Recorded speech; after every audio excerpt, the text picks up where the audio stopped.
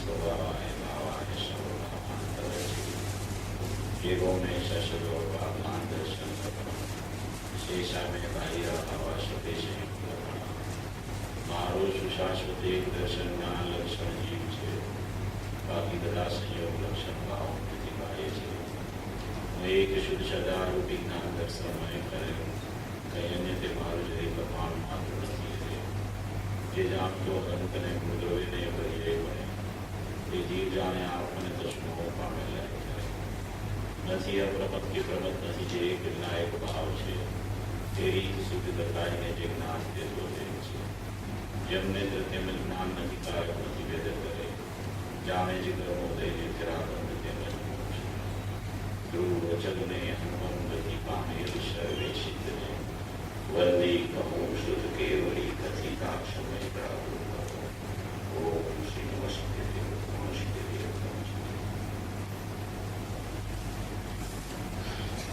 આચાર્ય દ્વારા રચિત સમય સારણી તમામ શાસ્ત્ર છે એની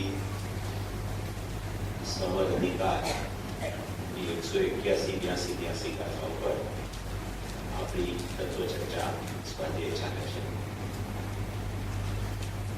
181 82 સમર અધિકારની ગાથા જે છે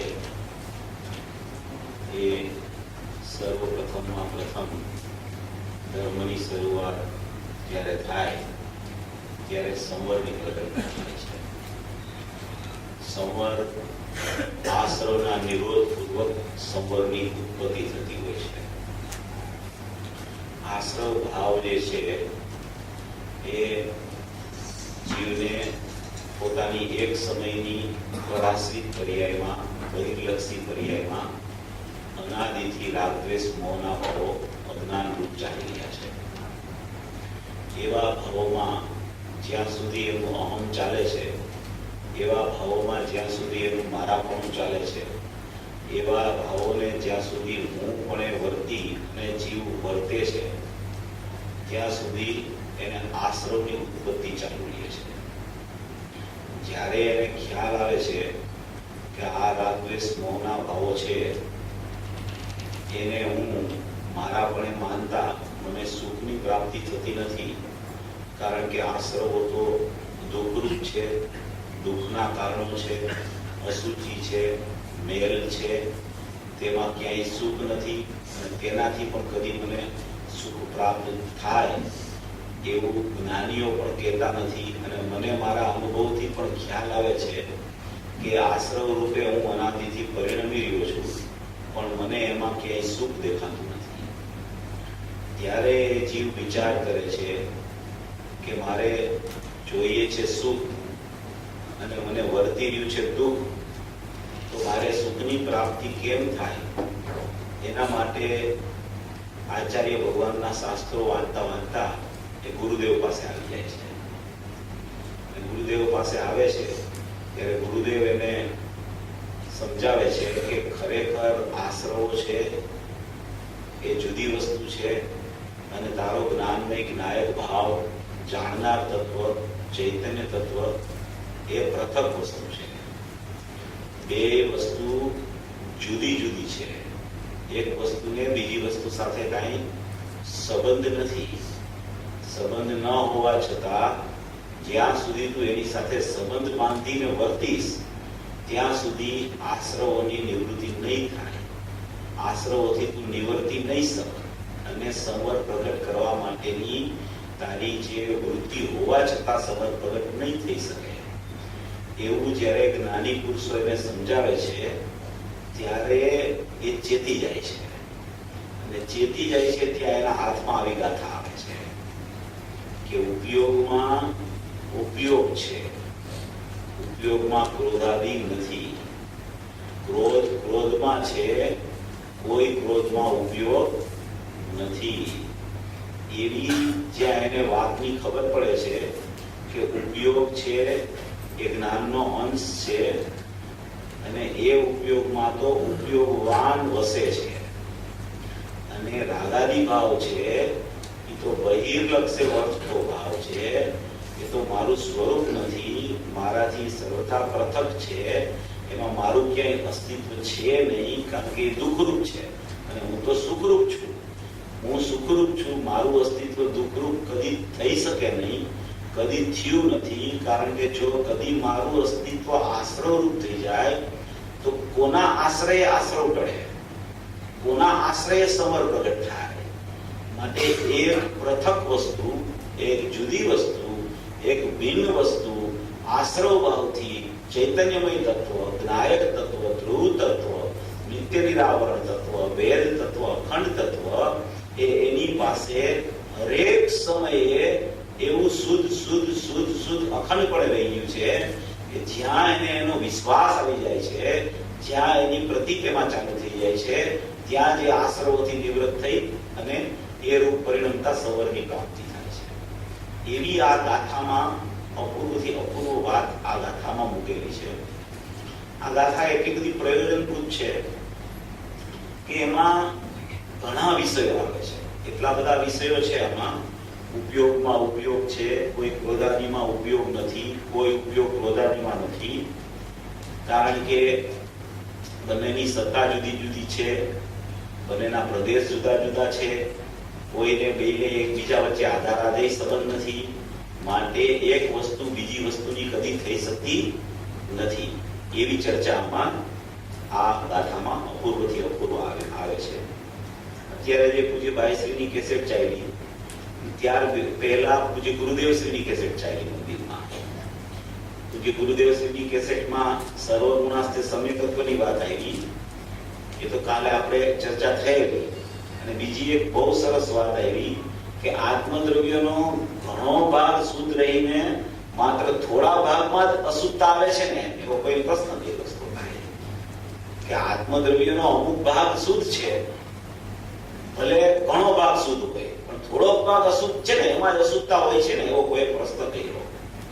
એટલે ગુરુદેવે એટલું બધું સ્પષ્ટીકરણ કર્યું કે આત્મદ્રવ્યનો કોઈ ભાગ કદી અશુદ્ધ થતો જ નથી. કોઈ પણ ભાગ આત્મદ્રવ્યના ક્યાંય પણ દ્રવ્ય ક્ષેત્ર કાળ ભાવતું જોઈ લે ચતુષ્ટયથી, એના સ્વતંત્ર ચતુષ્ટય, ત્રિકાળ ચતુષ્ટય, એકરૂપ ચતુષ્ટય, અખંડ ચતુષ્ટય, નિત્ય ચતુષ્ટય, અવિનાશી ચતુષ્ટય, એ એના દ્રવ્ય ક્ષેત્ર કાળ ભાવ છે. દ્રવ્ય એટલે નિર્વિકલ્પ વસ્તુ, ક્ષેત્ર એટલે એનો અસંખ્ય પ્રદેશ, કાળ એટલે એનો અનાદિ અનંત ત્રિકાળ કાળ, અને એનો ભાવ એટલે એના અનંત ગુણ.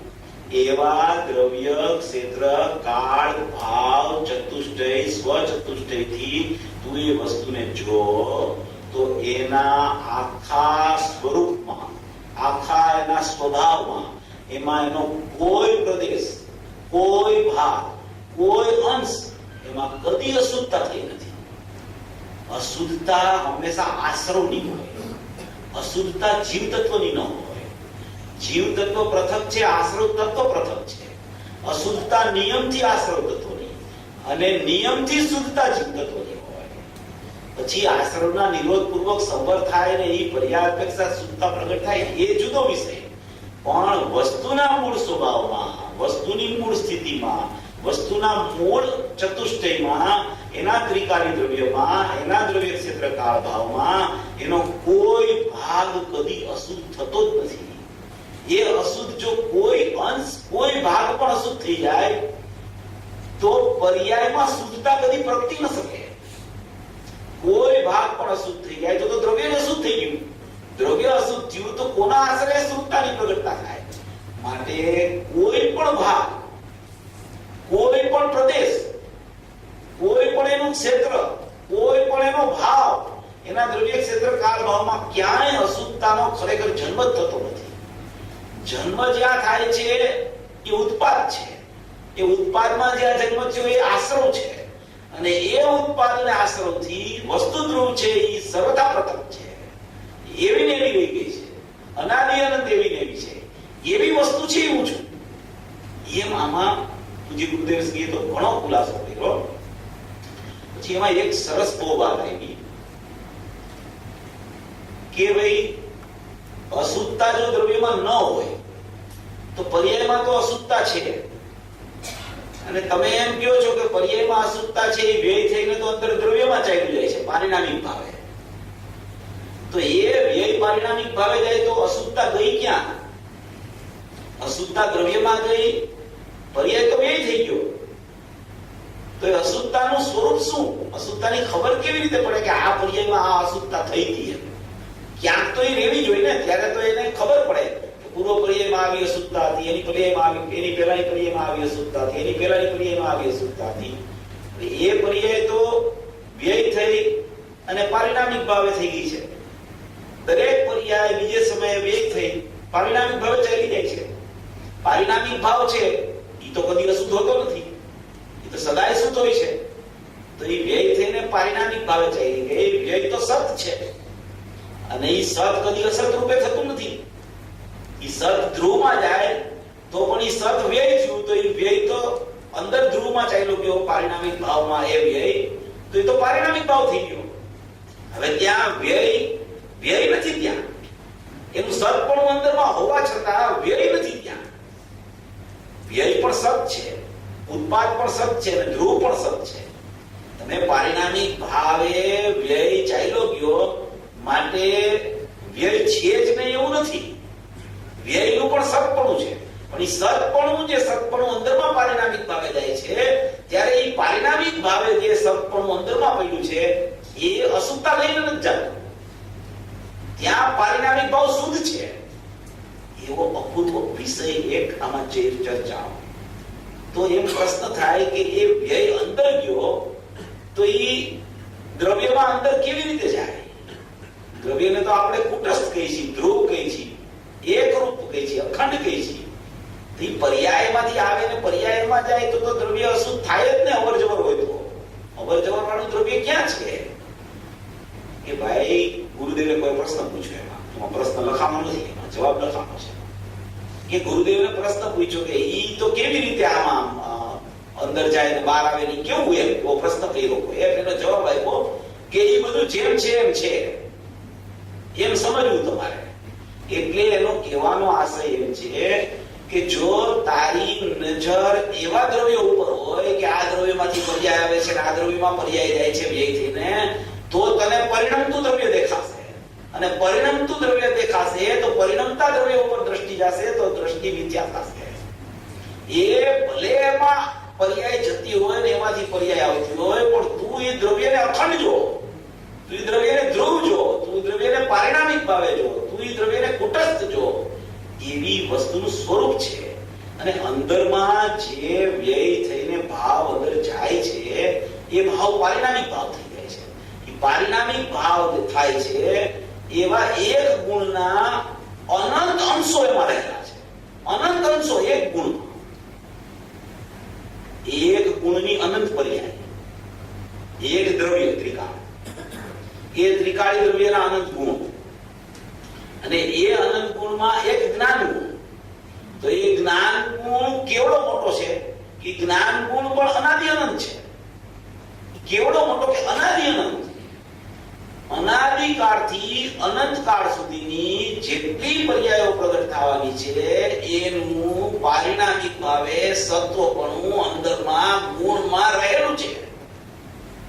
જેટલી જેટલી પર્યાયો ઉત્પાદ પામે, જેટલી જેટલી પર્યાયો વ્યય થઈને અંદર જાય, એ બધું પારિણામિક ભાવ છે. અને એ પારિણામિક ભાવે રહેલો ગુણ એ શુદ્ધ છે. પર્યાયો અંદર અશુદ્ધ જાય તો અશુદ્ધ પર્યાય અશુદ્ધતા લઈને નથી જતી. પર્યાયો અંદરથી આવે અને અશુદ્ધતા પ્રગટ થાય તો અશુદ્ધતા અંદરથી લઈને પર્યાય નથી આવતી. એ બધું સમયવર્તી ચાલે છે. અને એ સમયવર્તી પર્યાય છે એનાથી ધ્રુવ કુટસ્થ દ્રવ્ય જુદું છે. એ પ્રદેશ આમ પથરાયેલા છે, જ્ઞાન ગુણના પ્રદેશ પથરાયેલા છે, શ્રદ્ધાના પથરાયેલા છે, ચારિત્રના પથરાયેલા છે.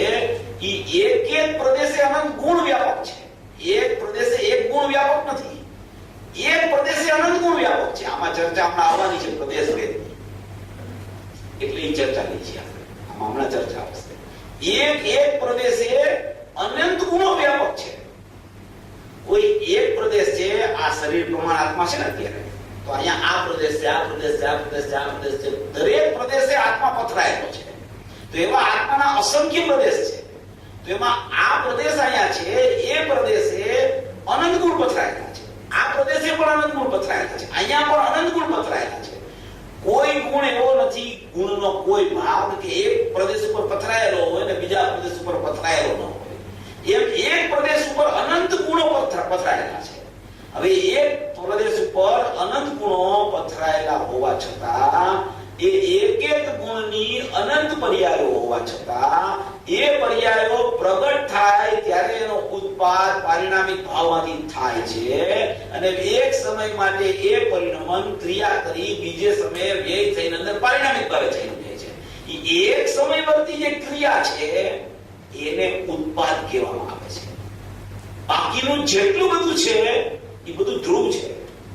હવે માત્ર સમયવર્તી પર્યાયનો ઉત્પાદ થાય છે અને બીજે સમયે એનો વ્યય થઈ જાય છે.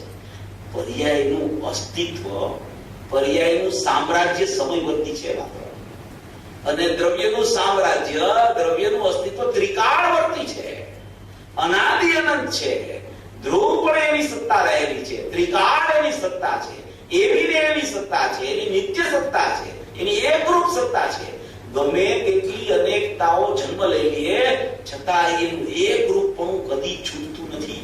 એવો ઉપયોગવાન પરમાત્મા, ધ્રુવ પરમાત્મા, ચૈતન્ય આત્મા, જ્ઞાનમય જીવ હું છું.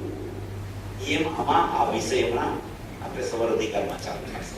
એ વાત પૂજ્ય ગુરુદેવશ્રીએ આજ બહુ સ્પષ્ટતા કરી. આપણે એ સ્પષ્ટતા કરીએ તો એક કલાક આપણા પૂરી થઈ જાય. એટલે આપણે સવર અધિકારની ગાથા ચાલુ કરીએ છીએ. વિષય તો આમાં કઈ ગાથા આપણે પૂરી કરવા માટે ચર્ચા નથી કરતા. ગાથા ચાલુ કરવા માટે ચર્ચા નથી હોતી, ગાથા પૂરી કરવા માટે ચર્ચા નથી હોતી. આપણા ભાવ ઘૂંટવા માટે સ્વાધ્યાય હોય છે કે એ અત્યારે જે ભાવ આવ્યો એ ભાવ આપણને કેટલો પકડાયો, આપણે કેટલું એનું ઘૂંટણ કર્યું, આપણે કેટલા એ ભાવમાં રહી શકીએ છીએ, એ એવું અસ્તિત્વ એને ખ્યાલમાં આવે, એનું નામ જ સ્વાધ્યાય છે. સ્વાધ્યાયમાં કોઈ ગાથા પૂરી કરવી કે ગાથા ચાલુ કરવી કે હવે આ ગાથા પૂરી નહીં થાય કે આ ગાથા, ઈ પ્રશ્ન નથી આવતો. પણ કોઈ અપેક્ષા એવું કરવું પડતું હોય. બાકી જનરલી તો પોતાનો ભાવ જે ઘૂંટાય એ જ ખરેખર આત્માથીનું લક્ષણ છે. ત્યાર પછી પૂજ્ય ભાઈશ્રીની હમણાં કેસે ચાલી. હવે આમાં વેપારી કોણ છે ને ગ્રાહક કોણ છે? આટલા જણા બેઠા છે, એમાં કોણ વેપારી છે ને કોણ ગ્રાહક છે? ઉપયોગ તો ખરા. વેપારી કેટલા છે? હાથ ઊંચો કરો. એક હાથ ઊંચો થયો. બધા ગ્રાહક છે તો બધા સમ્યક દ્રષ્ટિ થઈ ગયા. બહુ સારી વાત છે. ન છે થવા માટે ગ્રાહક બનવું. એવી અદ્ભુત વાત સામાન્ય દ્રષ્ટાંતથી પણ જ્ઞાનીઓના ભાવ કેવા ચાલતા હોય છે. આપણે એનો નમૂનો હમણાં 1 કલાક ને 15 મિનિટ જોયો કે જીવને જ્ઞાનીની બાહ્ય ક્રિયા દેખાતી હોય છે, એનું અંતર પરિણમન શું કામ કરે છે એ ખરેખર ચર્મચક્ષુથી ખ્યાલ નથી આવતો. જ્ઞાનીનો ભાવ ક્યાં ચાલે છે, જ્ઞાનીની સ્થિતિ શું હોય છે, જ્ઞાની કેવી રીતે એક વાક્યમાંથી કેટલા સિદ્ધાંતોની સરવાણી ફોડતા હોય છે, એ ખરેખર જો જીવને અંદાજ આવે તો એને ખ્યાલ આવી જાય કે આવી એક શબ્દ અને એક લીટીમાંથી કેટલા ગંભીર અને ગહન ભાવો જ્ઞાની કાઢતા હોય છે. પ્રમાણપૂર્વક નહીં, નયપૂર્વક પ્રમાણ, અને ઈ પ્રમાણપૂર્વક નહીં કાઢવી, ઈ પ્રમાણપૂર્વક નહીંમાં મુખ્ય કોણ કરે અને મુખ્ય કોણથી આગળ વધી અને એ ઉપાદેય કરીને નયપૂર્વક પ્રમાણ થાય, ઈ વાસ્તવિક પ્રમાણ કહેવામાં આવે. એવી જે અદ્ભુત શૈલીથી સમ્યક એકાંત પૂર્વક સમ્યક અને એકાંતનું સ્પષ્ટીકરણ જે પૂજ્ય ભાઈશ્રી દ્વારા અત્યારે આવ્યું, અને એકદમ સરળ દ્રષ્ટાંતથી, એવું સરળ દ્રષ્ટાંત કે બધાને અનુભવમાં આવતું હોય એવું સરળ દ્રષ્ટાંત. એટલે આગમ અને અધ્યાત્મ અને જૈન દર્શન બોજારૂપ નથી. એ નિર્બોજ થવા માટે છે. એ જીવને નિર્બોજ બનાવે છે. કોઈ પણ દ્રષ્ટાંત કે કોઈ પણ ભાવમાંથી પોતાનો ભાવ એ જીવ કેળવી શકે છે. એમાં કાંઈ એને વાર નથી લાગતી કેળવણી કરવામાં, પણ વાસ્તવિક લાઈન એની બરાબર હોવી જોઈએ. એને નિર્ણયમાં બરાબર ખ્યાલ આવી ગયો હોવો જોઈએ. એની સમજણ યથાર્થ હોવી જોઈએ. જો યથાર્થ સમજણ એની હોય તો એને બધા વિષયો, ભલે એને કોઈ પણ વિષય સામે આવે પણ એની સમજણમાં એનો ભાવ પકડાઈ જાય તો એ શબ્દ યાદ રાખવાની કાંઈ જરૂર નથી. એમ કોઈને એમ થાય કે આ પ્રમાણમાં મુખ્ય કોણ કરવું, હવે એ દ્રવ્યને પ્રમાણ કીધું, હવે એમાંથી એક દ્રવ્યત્વ એક પ્રમેયત્વ, એક અસ્તિત્વ, એક અગુણ-લઘુત્વ, આ બધા ગુણમાંથી એક ગુણને જોવો એમ નામ નહીં કીધી તો હવે આખું જે દ્રવ્ય છે એ દ્રવ્યમાં એવા ભેદ પાડીને નહીં કરવી અને એમાં મુખ્ય બળ કરવું ને પછી એ ઉપાદેય કરીને અનુભૂતિ કરવી, આ વિષય થોડો નવો લાગે. આ રીતે વિષય જનરલ ખ્યાલમાં ન આવ્યો હોય છે. એકમાં ને એકમાં દ્રવ્યમાં મુખ્ય ગુણ કરવું અને એ દ્રવ્યમાં મુખ્ય ગુણ કરી અને ન્યાયપૂર્વક પ્રમાણ કરવું, એ ઉપાદેય કરીને વિષય થોડો જુદી પ્રકારનો છે. જનરલ વિષય જે શાસ્ત્રોમાં ચાલતો હોય એવો નથી આ વિષય. આમાં બહુ ગંભીરતા છે, આમાં ઘણી ગહનતા છે, ઘણી સૂક્ષ્મતા છે. પણ એ ઘણી સૂક્ષ્મતા, ઘણી ગહનતા ને ઘણી ગંભીરતા એટલા સરળ દ્રષ્ટાંતથી એને સમજાવી કે કોઈ જીવામાં એવો નહીં હોય કે જેને આ વાત ન સમજાય. એટલે જ્ઞાનીઓની મસ્તી કોઈ જુદી ચાલતી હોય છે. કોઈ પણ સમયે એટલા સહજ ભાવથી તત્વ આપતા હોય છે કે જરાય આપણને બોજો ન લાગે. અને એ તો નિર્બોધ છે જ. નિર્બોધ જીવ કોઈ બીજાને બોજો ઉપાડે એવી વાત કરે? કેટલી વાત સાહજિકતાથી કરે, કેટલી સરળતાથી વાતને મૂકી દે કે આપણને એમ થાય કે હાથમાં આવી ગયો એમ લાગે. તરત જ વેપારી હોય ને ગ્રાહક બનવા માંડે. વેપારીને એમ થાય કે આપણે વેપારી ખોટા બનીને આપણે તો ગ્રાહક બનવાની જરૂર છે. અમુક વેપારી તો બે ટાઈપનું કામ કરતા હોય છે. એટલે એટલી બધી સરળતાથી આ વાતને એવી રીતે મૂકે છે જ્ઞાનીઓ કે આપણને એમ થાય કે આટલું બધું સરળ છે તત્વ ખરેખર, અને ખરેખર આ સરળ તત્વ મને દ્રષ્ટિમાં આવી જશે, જરૂર આવી જશે એમ જ્ઞાનીઓના કોલ કરાર છે. એવી આ એક અપૂર્વ ગાથા છે. ઉપયોગમાં ઉપયોગ છે, ઉપયોગમાં ક્રોધાદી નથી. છે ક્રોધ, ક્રોધ નહીં, નિશ્ચય ક્રોધ નહીં ઉપયોગમાં. એમાં ગાથા જરા વાંચું છું. ઉપયોગ ઉપયોગમાં છે, ક્રોધાદિકમાં કોઈ ઉપયોગ નથી. વળી ક્રોધ ક્રોધમાં છે, ઉપયોગમાં નિશ્ચયથી ક્રોધ નથી. એટલે ઉપયોગ ને ઉપયોગવાનનો વિભાગ જુદો પડ્યો છે. એ ક્રોધાદી ભાવોનો બહિર્લક્ષે ચાલતો વિભાગ જુદો પડ્યો છે. બે વિભાગની પૃથકતા આમાં બતાવી છે. ક્રોધાદી ભાવ છે એ ક્રોધાદી ભાવમાં ચારિત્ર્યની પર્યાદો આવે છે અને ઉપયોગ ને ઉપયોગવાનમાં જ્ઞાનની પર્યાય જ્ઞાયક આવે છે. ક્રોધાદી ભાવમાં ચારિત્ર્યની પર્યાયનું બહિર્લક્ષે પરિણમન આવે છે. આવી રીતે આશ્રવની અને આત્માની ભિન્નતામાં બતાવવાની વાત આમાં આવે છે. ક્રોધ ક્રોધમાં છે, ઉપયોગમાં નિશ્ચયથી ક્રોધ નથી. 8 પ્રકારના કર્મ તેમજ 9 કર્મમાં ઉપયોગ નથી. 8 પ્રકારના જે દ્રવ્ય કર્મ છે અને શરીર થી જુદા બધા પ્રકારના કર્મોને 9 કર્મ કહેવામાં આવે છે. એવા 8 પ્રકારના કર્મો અને 9 કર્મ, એમાં ક્યાંય ઉપયોગ એટલે એમાં જ્ઞાન નથી. દ્રવ્ય કર્મમાં જ્ઞાન નથી, 9 કર્મમાં જ્ઞાન નથી. જ્ઞાન તો જ્ઞાયકનું હોવાથી જ્ઞાન જ્ઞાયક સાથે અનન્ય છે. અને આ બધા કર્મ, 9 કર્મ, ભાવ કર્મ એ બધા પૂતગલ સાથે અનન્ય છે. જેટલા રાગાદી ક્રોધાદી ભાવો છે એ બધા પૂતગલને લક્ષે થતા હોવાથી એ ખરેખર પૂતગલનું કાર્ય છે. અને જ્ઞાનનો સ્વભાવ જાણવાનો હોવાથી એ પોતાને આત્માને જ અનન્યપણે જાણતો હોવાથી એ જાણવાનું કાર્ય જુદું ચાલે છે અને આ ક્રોધાદી ક્રિયાનું કાર્ય જુદું ચાલે છે. બેયની પૃથકતા પ્રથમથી જ છે. પ્રથમથી જ પૃથકતા છે. જ્ઞાનનું કાર્ય જુદું છે, આશ્રવનું કાર્ય જુદું છે. એ બેયની પૃથકતા અનાદિથી છે. આવું તો વર્તી રહ્યું છે. બેયની પૃથકતા છે. એમ દ્રવ્ય કર્મ, 9 કર્મની પૃથકતા અને ઉપયોગની પૃથકતા પણ પ્રથમથી છે. દ્રવ્ય 8 પ્રકારના કર્મ તેમજ 9 કર્મમાં ઉપયોગ નથી અને ઉપયોગમાં કર્મ તેમજ 9 કર્મ નથી. આવું અવિપરીત જ્ઞાન જેને આવી પૃથકતા ખ્યાલમાં આવી જાય છે કે ક્રોધ ક્રોધમાં છે, ઉપયોગ ઉપયોગમાં છે, ક્રોધ મારામાં નથી અને ક્રોધમાં ઉપયોગ નથી, અને દ્રવ્ય કર્મ અને 9 કર્મ મારામાં નથી, એ ઉપયોગમાં નથી અને ઉપયોગમાં ઉપયોગ છે, અને દ્રવ્ય કર્મ 9 કર્મ છે એ બહિર્લક્ષે થતા હોવાથી મારા નથી. એવી ક્રોધ, દ્રવ્ય કર્મ અને 9 કર્મ એટલે કે ભાવ કર્મ, દ્રવ્ય કર્મ અને 9 કર્મ એનો વિભાગ એક જુદો ચાલે છે. એક જ્ઞાનના ઉત્પાદનનો વિભાગ છે, એમાં જ્ઞાનની ક્રિયા ચાલે છે. અને એ ક્રિયા જ્ઞાયક ભાવ નિષ્ક્રિય છે એની સાથે અનન્ય કહેવામાં આવે છે, કારણ કે એ જ્ઞાનની ક્રિયા એટલે કે પ્રગટ થતો ઉપયોગ એટલે કે સામાન્ય ઉપયોગ એટલે કે સ્વભાવનો અંશ એટલે કે અંશીનો અંશ કે જેમાં જ્ઞાન જ્ઞાન જ્ઞાન જ્ઞાન જ રહેલું છે, એ જ્ઞાન કદી ક્રોધ રૂપ થયું નથી. ક્રોધ, દ્રવ્ય કર્મ, ભાવ કર્મ, નો કર્મ એ કોઈ પણ કદી ઉપયોગ થયા નથી. એવી બેની પૃથકતા આ ગાથામાં બતાવી અને જેને આ પૃથકતા ખ્યાલ આવી જાય છે, આવું અવિપરીત વિપરીત જ્ઞાન તો અનાદિથી ચાલે છે કે ભાઈ ક્રોધ અનન્ય છે મારાથી, હું ક્રોધ રૂપ થઈ ગયો છું, ક્રોધ મારા રૂપ થઈ ગયો છે, મારા જ્ઞાનમાં ક્રોધ આવી ગયો છે.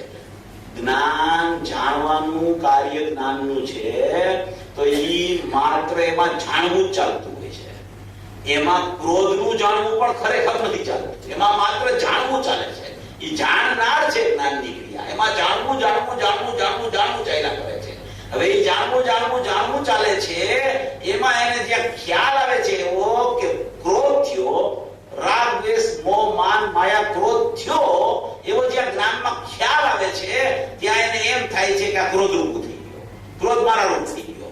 એ જે અનાદિની બેની એકત્વ બુદ્ધિની ભ્રાંતિ ચાલે છે, એ ભ્રાંતિ છૂટવા માટે, છોડવા માટે જેને બેની પૃથકતા ખ્યાલ આવી જાય છે કે આ રાગાદી ભાવ ચાલે છે, ક્રોધાદી ભાવ ચાલે છે, એ તો મારાથી પૃથક છે, તો દુઃખરૂપ છે, એ તો બહિર્મુખતા વાળા ભાવો છે, એ તો દુઃખના દેનારા છે, એમ જ્યાં ખ્યાલ આવે છે. અને મારું જ્ઞાન અને મારો જ્ઞાયક તો સુખમય છે, એ તો ધ્રુવની સાથે અભેદ પરિણમતું જ્ઞાન છે, એમાં જાણવું ચાલે છે, એવો જેને ખ્યાલ આવે છે, બે વિભાગ જેને ખ્યાલ આવી જાય છે, એટલે કે આવું અવિપરીત જ્ઞાન જ્યારે જીવને થાય છે, બેની એકત્વ બુદ્ધિ એ વિપરીતતા છે અને બેનું પૃથકત્વ એ અવિપરીતતા છે. એવો જ્યાં વિભાગ જેને ખ્યાલમાં આવી જાય છે ત્યારે ઉપયોગ સ્વરૂપ શુદ્ધાત્મા ઉપયોગ સિવાય અન્ય કોઈ પણ ભાવને કરતો નથી. એટલે કે એને કોઈ પણ ભાવને જ્ઞાન ભાવ સિવાય કોઈ પણ ભાવને ઈ જાણવા રૂપે પરિણમતો નથી, એમ આમાં ગાથા અર્થમાં કહેવામાં આવે છે. હવે એની ટીકા ચાલે છે, મૂળ વિષય હવે ચાલે છે.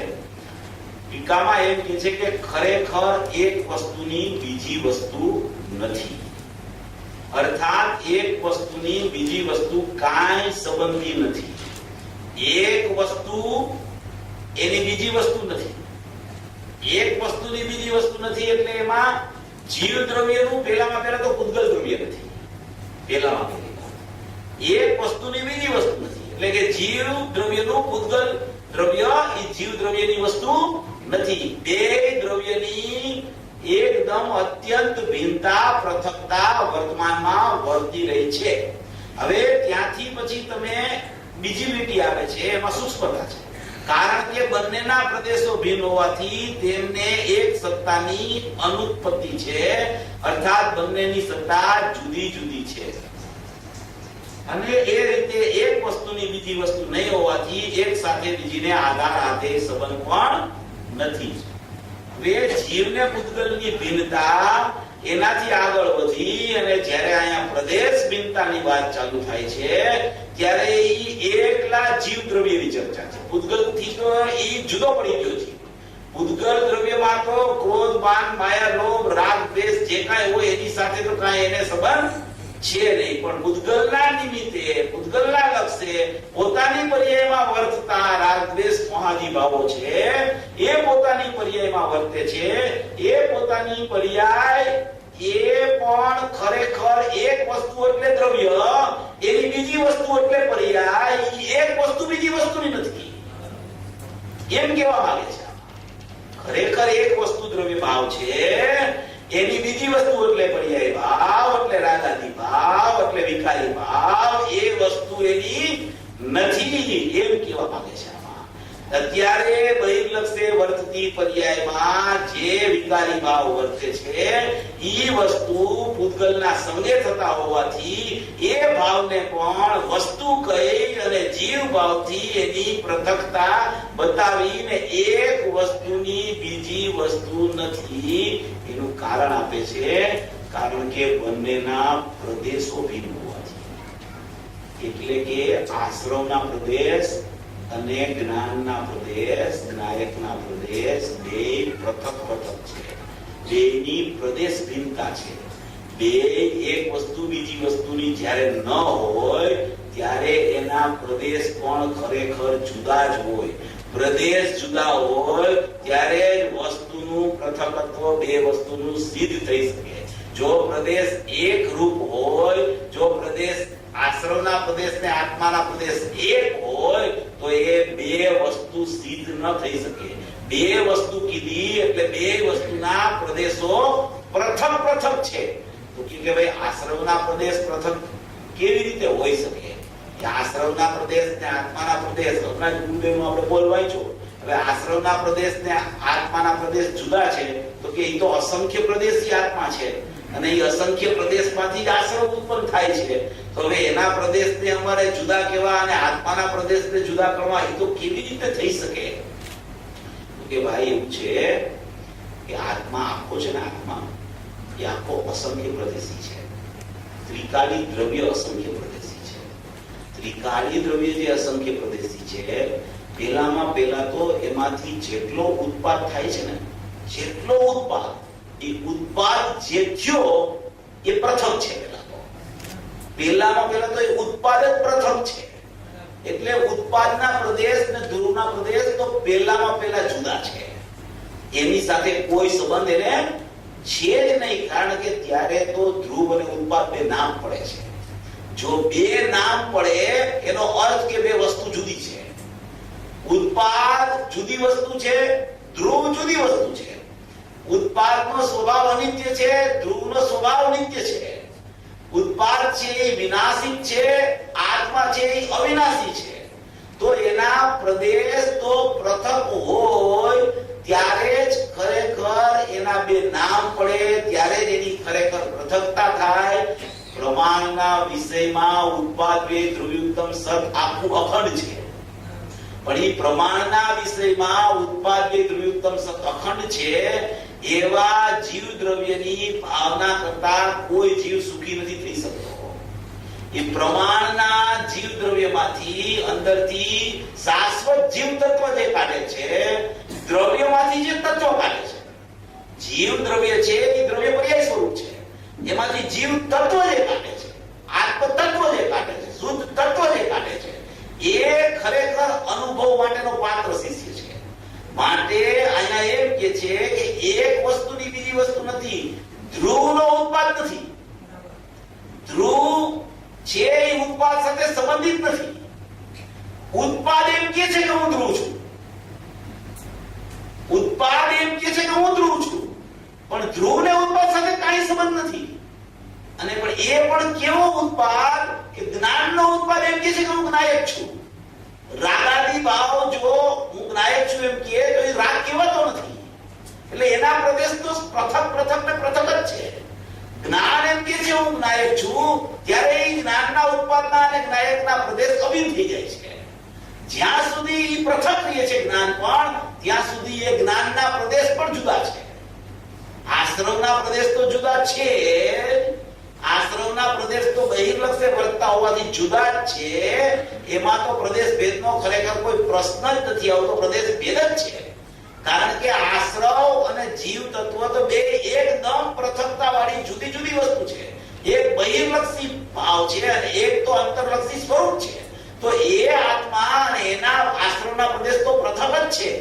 હવે આમાં તો એવી વાત આવે છે, ગુરુદેવને પ્રશ્ન પૂછે છે, ગુરુદેવ તો એમ જવાબ આપે છે કે અસંખ્ય પ્રદેશમાંથી, જ્યાંથી અસંખ્ય પ્રદેશ, આત્માના અસંખ્ય પ્રદેશ, એવા અસંખ્ય પ્રદેશમાંથી જેટલામાંથી એ પ્રદેશ આત્માના અસંખ્ય પ્રદેશ છે, એ અસંખ્ય પ્રદેશમાંથી જેટલા પ્રદેશમાંથી આખા અસંખ્ય પ્રદેશ છે, એમાં જેટલા પ્રદેશમાંથી આશ્રમની ઉત્પત્તિ થાય, એ પ્રદેશને પણ જીવના પ્રદેશથી જુદા કરવામાં આવ્યા છે. આ સૂક્ષ્મ વાત છે. ઉત્પાદના પ્રદેશ તો જુદા જ છે. ઉત્પાદની તો કોઈ પ્રશ્ન જ નથી, કારણ કે ઉત્પાદ તો સજ જુદું થઈ ગયું, ધ્રુવ સજ જુદું થઈ ગયું. એનો તો પ્રશ્ન છે જ નહીં. ઈ તો વાત જ જુદી છે. ઈ તો બધાને ખ્યાલમાં આવે. પણ અહીંયા એમ સિદ્ધ કરે છે કે જ્યારે આશ્રવની ઉત્પત્તિ થાય, આશ્રવની ઉત્પાદમાં ઉત્પત્તિ થઈ, બીજે સમયે આશ્રવનો વ્યય થઈને પારિણામિક ભાવમાં એ પર્યાય જાય છે. હવે એ જે આશ્રવના પ્રદેશ જે પ્રદેશમાંથી આશ્રવ ઉત્પન્ન થયો, જે પ્રદેશ એટલે એ બધા પ્રદેશ તો આત્માના છે, એ બધા ત્રિકાળી દ્રવ્યના પ્રદેશ છે, બધા ધ્રુવના પ્રદેશ છે, ઈ સ્વચતુષ્ટય છે. દ્રવ્ય નિર્વિકલ્પ વસ્તુ આપણે પહેલા લીધું એમ ક્ષેત્ર અસંખ્ય પ્રદેશી, ત્રિકાળ એનો અનાદિ અનંત કાળ અને અનંત ગુણાત્મક એનો ભાવ. એ દ્રવ્ય ક્ષેત્ર કાળ ભાવથી એક રૂપ જે વસ્તુ છે એ અસંખ્ય પ્રદેશી વસ્તુ છે, એ ધ્રુવ વસ્તુ છે, એ ત્રિકાળ વસ્તુ છે, પરમ પરિણામિક ભાવ એનું લક્ષણ છે, શાશ્વત વસ્તુ છે. એ એક રૂપતા એની છોડતી નથી. અસંખ્ય પ્રદેશ એમાં પથરાયેલા છે અને એક એક પ્રદેશ એમાં અનંત ગુણ પથરાયેલા છે. અનાદિ અનંતતા એનો ત્રિકાળ કાળ છે અને વસ્તુ પોતે આખી છે નિર્વિકલ્પ છે. આવી એક વ્યવસ્થા ધ્રુવપણે સનાતન અનાદિથી રહી હોવા છતાં એમ કહેવાય કે પર્યાય જ્યાંથી આવી, પર્યાય જ્યાંથી ઉત્પન્ન પામી, પર્યાય જે પ્રદેશથી ઉત્પન્ન થઈ અને એ જે પ્રદેશમાંથી પર્યાય ઉત્પન્ન થઈ, એ પર્યાય ઉત્પન્ન થઈ એમાં જો આશ્રવ થયો, એમાં જો આશ્રવ ઉત્પન્ન થયો એટલે કે પુનપાપના ભાવ ઉત્પન્ન થયા, એટલે કે આશ્રવ ભાવ ઉત્પન્ન થયા, વિકારી ભાવ ઉત્પન્ન થયા. તો એ વિકારી ભાવ ઉત્પન્ન થયા, એ તો પૃથક છે. વિકારી પર્યાયનો ઉત્પાદ થયો, એ તો ઉત્પાદ તો પૃથક જ છે, કારણ કે એમાં વિકાર છે અને આ નિર્વિકારી તત્વ છે, એ તો પૃથક જ છે. પણ અહીંયા જુદી વાત સિદ્ધ કરવા માંગે છે. એ તો પૃથકતા બેસે, પર્યાય દ્રવ્યમાં નથી, ધ્રુવમાં ઉત્પાદ નથી. ઉત્પાદ છે જ નહીં ધ્રુવમાં, ઉત્પાદ પૃથક છે, ધ્રુવ પૃથક છે, એ તો ખ્યાલમાં આવે. પણ અહીંયા એમ કહેવા માંગે છે કે જે પ્રદેશેથી આશ્રવ આવ્યો, અંદરનો પ્રદેશ છે અસંખ્ય પ્રદેશ, એ પ્રદેશમાંથી આશ્રવની ઉત્પત્તિ થઈ, આશ્રવ આવ્યો, તો એ જેટલા પ્રદેશેથી આશ્રવ આવ્યો એ પ્રદેશ પણ જીવ તત્વના પ્રદેશથી જુદા કરવામાં આવે છે. એમ આમાં પૂજ્ય ગુરુદેવે સ્પષ્ટીકરણ કર્યું છે. હું ગુરુદેવ વાંચું એટલે તમને લોકો ખ્યાલ આવે અને બધા લોકો આ વાંચી લેજો ગુરુદેવના પ્રવચન. આમાં કેવી રીતે સિદ્ધિ કેવી છે પૂજ્ય ગુરુદેવશ્રીએ, આ સમજવાથી ફાયદો શું? આપણે વિચાર કરવો જોઈએ કે ભાઈ આ હવે પ્રદેશ ભેદ આપણે એક વાત રાખો, પર્યાય દ્રવ્યમાં નથી ને હું દ્રવ્ય છું, તો આપણું કામ તો પૂરું થઈ જાય છે.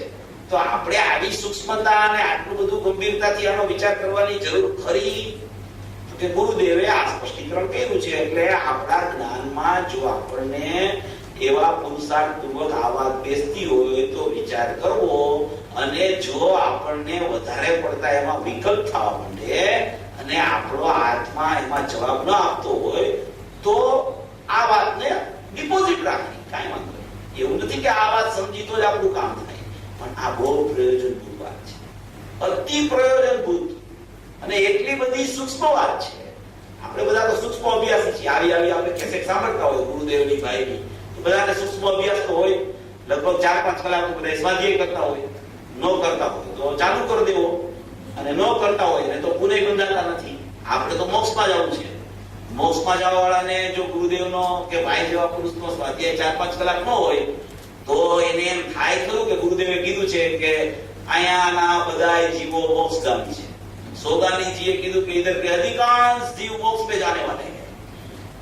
એમાં સંતોષાઈ જવા જેવું નથી. જો પુરુષાર્થ એ તરફનો યથાર્થ સમજણ પૂર્વકનો જીવને રુચિપૂર્વક નહીં ચાલે તો એ વાતો બધી કાંઈ આપણા કામમાં આવે એવી નથી. માટે આપણા ઉપયોગને સૂક્ષ્મ કરી. ઉપયોગ સૂક્ષ્મ કેવી રીતે થાય? કે સ્વાધ્યાય કરવો જોઈએ. સ્વાધ્યાય કરતા કરતા વિચાર ચાલે, વિચાર ચાલે એટલે મંથન ચાલે, વિચાર મંથન ચાલે એટલે એને નિર્ણયની ભૂમિકા આવવાનો કાળ પાકે, અને નિર્ણયની ભૂમિકા આવવાનો કાળ પાકે એટલે એ જીવ પ્રયોગ ચાલુ કરે. ત્યારે ખરેખર એને આ વસ્તુ એક વસ્તુ બીજી વસ્તુની નથી, કારણ કે બંનેના પ્રદેશો ભિન્ન હોવાથી એકબીજાને આધાર આદેશ સંબંધ નથી, ઈ વાત એના ખ્યાલમાં થોડીક આવે. એટલે આ બધા પૂજ્ય ગુરુદેવ શ્રીએ અધ્યાત્મનું, પરમ અધ્યાત્મનું એટલું બધું સ્પષ્ટીકરણ કર્યું છે, એટલા બધા વિષયો લીધા છે. આપણે સૂક્ષ્મ વિષયો લઈને સમજવાનો પ્રયત્ન કરીએ છીએ, પણ એ વિષય આપણા ખ્યાલમાં અને જ્ઞાનમાં એકવાર અથડાય પછી એની પાછળ નથી પડતા. જો આપણે એની પાછળ નહીં પડી, એનો તરફ પુરુષાર્થ નહીં આદરી, તો એ વિષય આપણને ન બેસે, કારણ કે આપણો પુરુષાર્થ એ તરફ નથી ચાલતો. એટલે આમાં પહેલા તો સ્વાધ્યાયની ખૂબ જરૂરિયાત છે, અને ગુરુદેવની કેસેટ તો સવારે મંદિરે જઈને જ લોકોએ સાંભળવી જોઈએ. જો એ ન સાંભળતા હોય પછી એના માટે બહાના હોય ઘણા. એ બધી ખોટી વાત છે. મંદિરે જઈને જ, બહુ દૂર હોય તો જુદી વાત છે, પણ નજીક હોય તો મંદિરે જઈને જ ગુરુદેવની કેસેટ સાંભળવી જોઈએ. ઘણા લોકો ઘરે સાંભળતા હોય છે, પણ ઘરે વિકલ્પો થાય છે. કોઈ પણ પ્રકારનો વિકલ્પ જ્યારે તમે ગ્રહસ્થ દશામાં હો અને તમારા ઘરમાં હો તો વિકલ્પ આવ્યા વગર રહેતા જ નથી. એટલે સ્વાધ્યાય હોલમાં નિર્વિકલ્પ નથી થતો, પણ સ્વાધ્યાય હોલમાં બહિર્લક્ષી વિકલ્પથી જરૂર નિવૃત્ત થાય છે, અંતરલક્ષી વિકલ્પ ચાલે છે. એટલે એક પ્રણાલિકા દરેક જીવે કરવા જેવી છે કે મંદિરમાં જઈને ગુરુદેવની ટેપ સાંભળવી. 1 કલાકની ગુરુદેવની ટેપ 24 કલાકનો ખોરાક છે. વારંવાર વિચાર આવ્યા કરશે. આજે વિષય આવ્યો સર્વગુણાસ્તે સમ્યક, અને આ આત્મદ્રવ્યમાં થોડો ભાગ અશુદ્ધ છે કે નહીં, હવે એ વિષય તમને વારંવાર દિવસમાં ખાતા પીતા બેઠતા ઉઠતા તમને ખ્યાલમાં એ આવ્યા જ કરશે. એ વિચારમાં જ આવ્યા કરશે. એ વિચાર છે ને, એ જ્યાં સુધી અનુભવ નથી ત્યાં સુધી વિકલ્પ છે, પણ એ વિચાર જ્ઞાનમાં ચાલે છે, અને એ જ્ઞાન આત્માનો સ્વભાવ છે, અને એ સ્વભાવમાં વિચાર ચાલતા જ્ઞાન પકડાય છે. માટે આ વસ્તુ બહુ અગત્યની, બહુ જરૂરી છે. એટલે આમાં એમ કે છે કે બંનેના પ્રદેશો ભિન્ન હોવાથી, એ બેમાંથી કોઈને આધારાથી સંબંધ નથી, કે બંનેના પ્રદેશો ભિન્ન હોવાથી આમાં ગુરુદેવે એટલું બધું સ્પષ્ટીકરણ કર્યું છે. કારણ કે બંનેના પ્રદેશો ભિન્ન હોવાથી શું કહે છે, આ અવયવમાં ઉપયોગ શુદ્ધ છે, એમાં આત્મા છે. હવે અહીં તો એ લેવું છે કે પુણ્ય પાપના ભાવ છે, એના પ્રદેશો ભિન્ન છે. અસંખ્ય પ્રદેશમાં, એટલે કે આત્માના જે અસંખ્ય પ્રદેશ છે, એ અસંખ્ય પ્રદેશમાં એ પર્યાય ઉત્પન્ન થાય એના ભેદ છે. પર્યાય ઉત્પન્ન થઈ ગઈ એના ભેદ છે. વિકારી ભાવ ઉત્પન્ન થાય તે આત્માના અસંખ્ય પ્રદેશથી ભિન્ન પ્રદેશ છે. લ્યો આવું ઝીણું છે તો એ અસંખ્ય પ્રદેશ. પેલા તો શું કીધું કે વિકારી ભાવ ઉત્પન્ન થાય કે આત્માના અસંખ્ય પ્રદેશથી ભિન્ન છે, બરાબર? એ તો ઉત્પાદ છે. એ ઉત્પાદ છે, એ તો આત્માના અસંખ્ય પ્રદેશથી જુદો છે, બરાબર? એક વાત તો એ થઈ ગઈ. પછી એમ કે છે તો અસંખ્ય પ્રદેશ. પછી એમ કે છે વિકારી ભાવ ઉત્પન્ન થાય તે આત્માના અસંખ્ય પ્રદેશથી ભિન્ન પ્રદેશ છે. લ્યો આવું ઝીણું છે તો એ અસંખ્ય પ્રદેશ છે, તો એ અસંખ્ય પ્રદેશ વિકારી ભાવ થી આવી ગયો. પણ એનો જે છેલ્લો ભાગ છે, એના એ પ્રદેશમાં છે.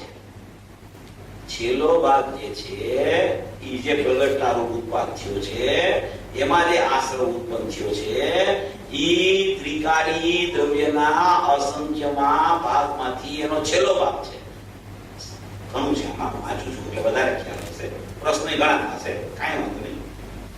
છેલ્લો ભાગ છે એના પ્રદેશમાં છે. એથી અહીં કહ્યું કે બંનેના પ્રદેશો ભિન્ન હોવાથી ભગવાન આત્માની શુદ્ધ પરિણતિમાં જણાનો એ પ્રદેશ અને આશ્રમના પ્રદેશ બે તદ્દન ભિન્ન છે તો એના અસંખ્ય પ્રદેશ.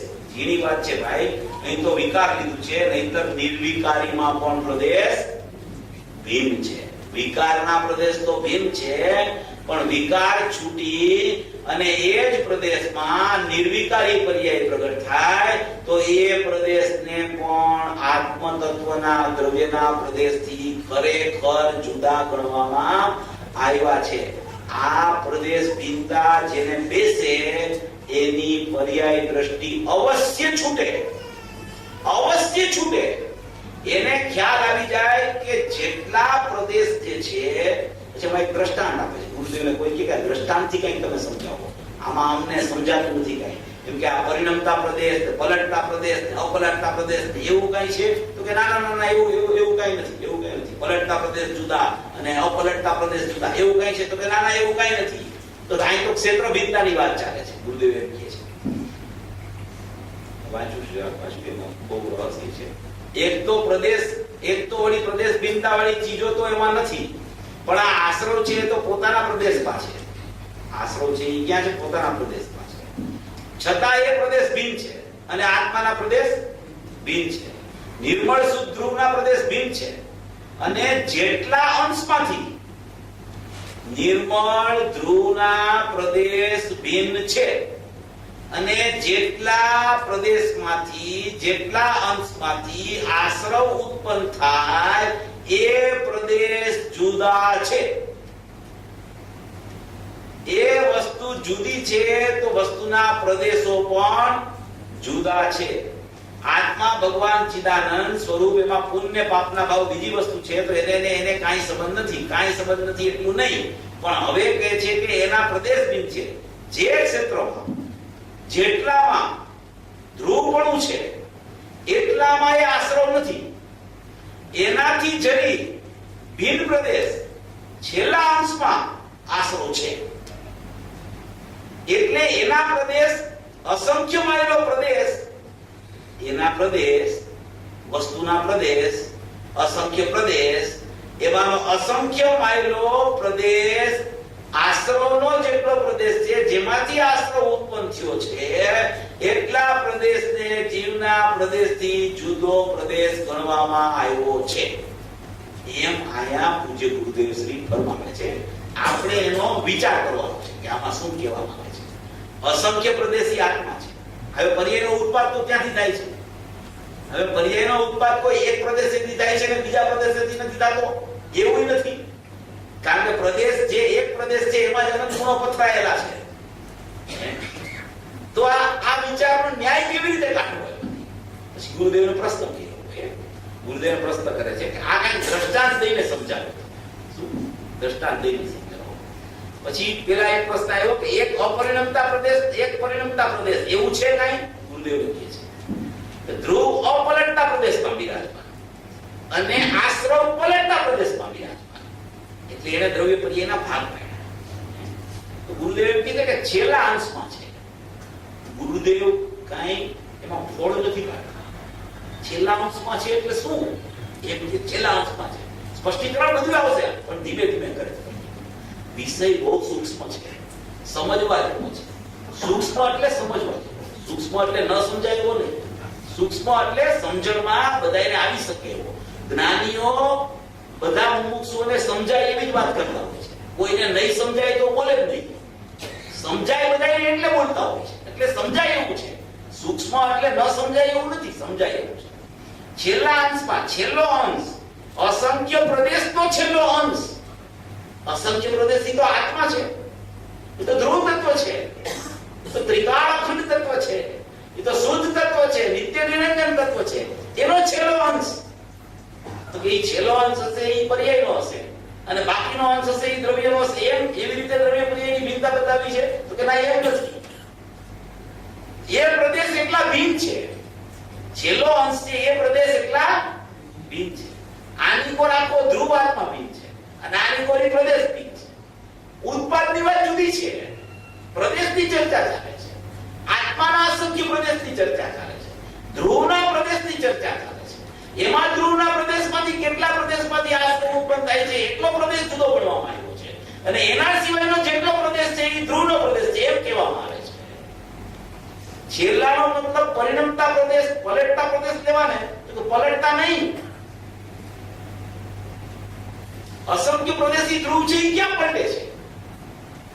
પલટતા એટલે અહીંયા ઓલા ઉત્પાદ છે એ પર્યાયની અપેક્ષા નથી આયા, એમ કહેવા માંગે છે. પલટતા નહીં, પલટવાની અપેક્ષા નહીં, અહીં તો ક્ષેત્રની અપેક્ષા.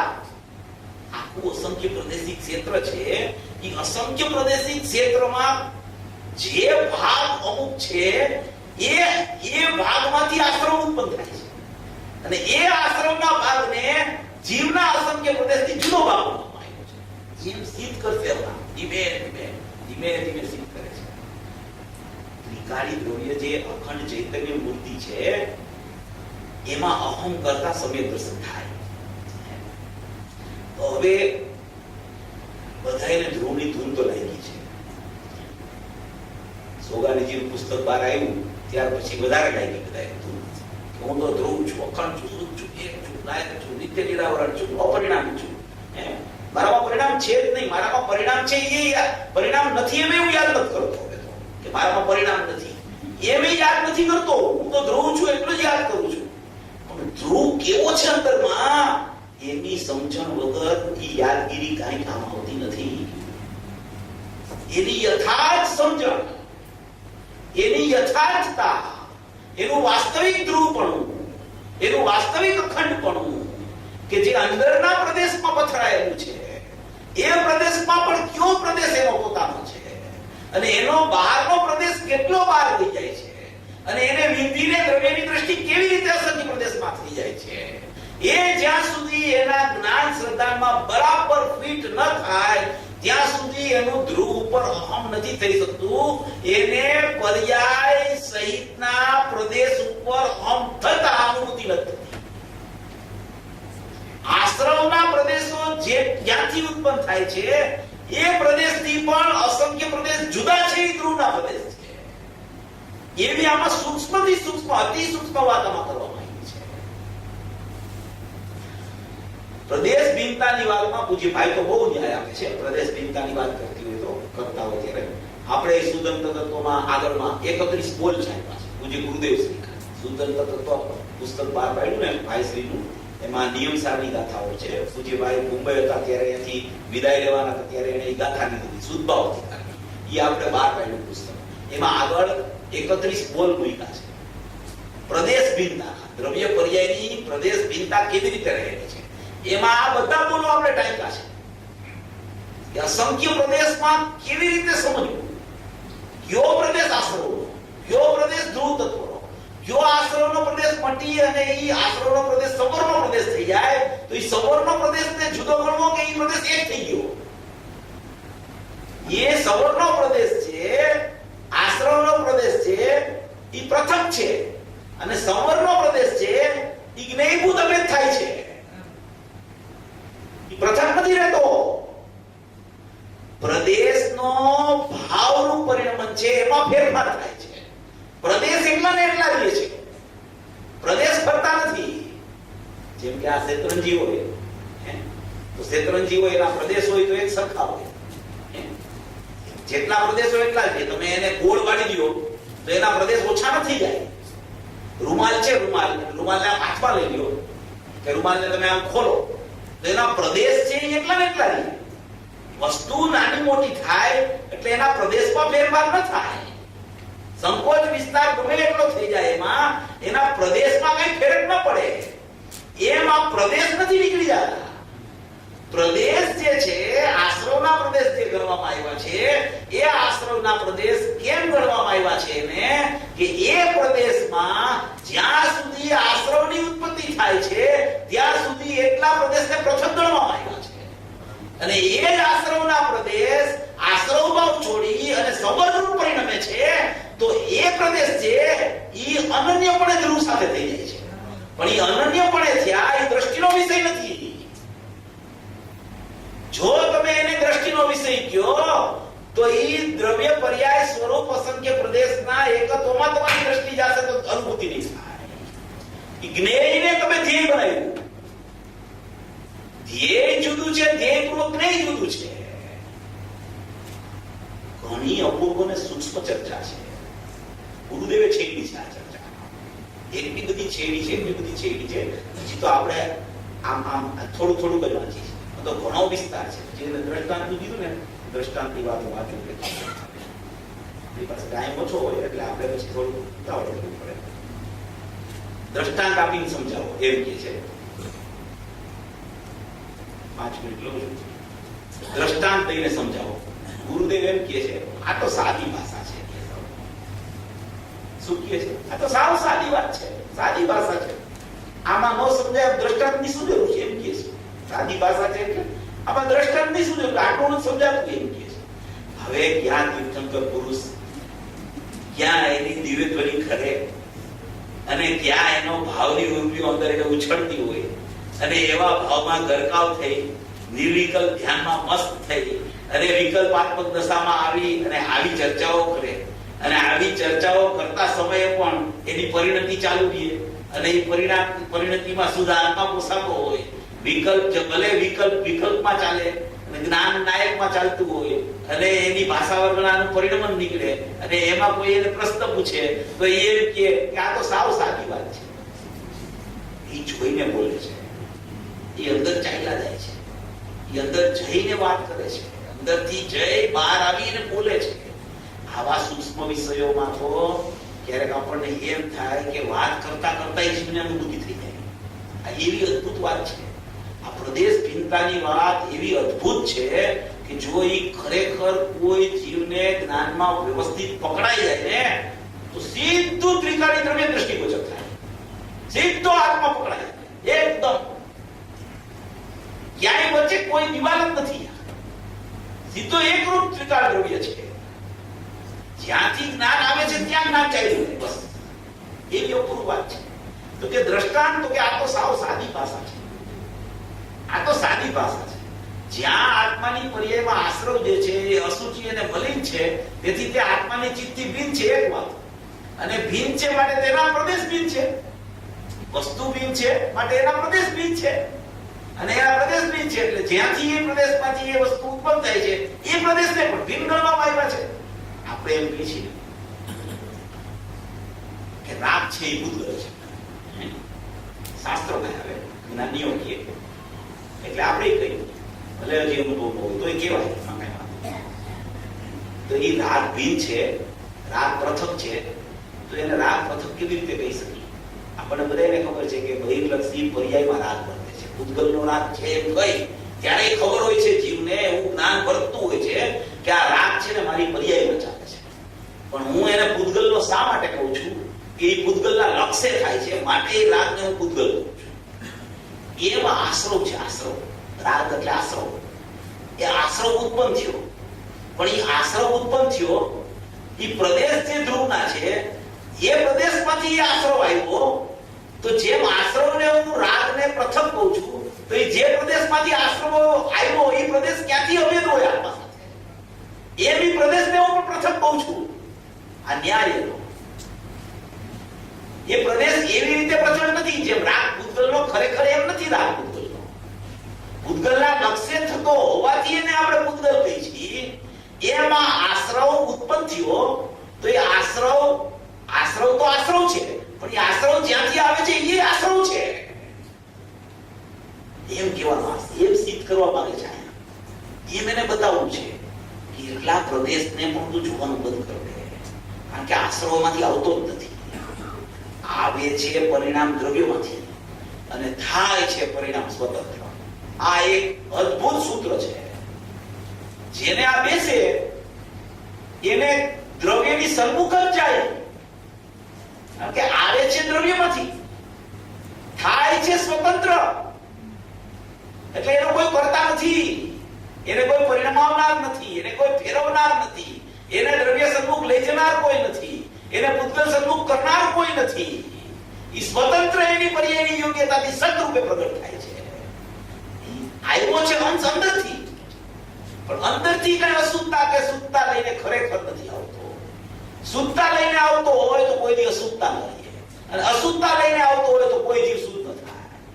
અંદરથી અંશ આવે છે, અંશ આવે છે અંદરથી, થાય છે સ્વતંત્ર. હવે સ્વતંત્ર આશ્રવ થયો તો એ જેટલા પ્રદેશમાંથી એ અંશ ઉત્પન્ન થયો એટલા પ્રદેશને પણ ત્રિકાળી દ્રવ્યના પ્રદેશથી જુદા કરવામાં આવ્યો છે.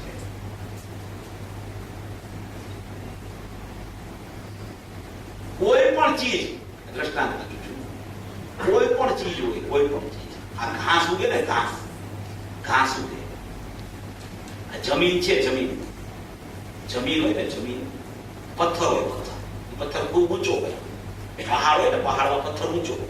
હવે ઊંચો પથ્થર હોય એનો ઊંચાણ વાળો ભાગ હોય, એ ભાગમાં અમુક ભાગમાં ઘાસ ઉગે. એ જમીનના અમુક ભાગમાં ઘાસ ઉગે.